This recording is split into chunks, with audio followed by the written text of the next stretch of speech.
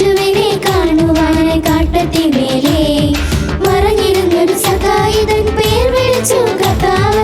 പരപരപരാവേശത്താൽ അവനിറങ്ങി താഴേക്ക്, പരപരപരാവേശത്താൽ അവനിറങ്ങി താഴേക്ക്.